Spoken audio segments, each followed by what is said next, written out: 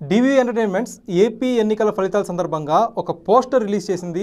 Original gangster OG movie నుంచి పవన్ కళ్యాణ్ది.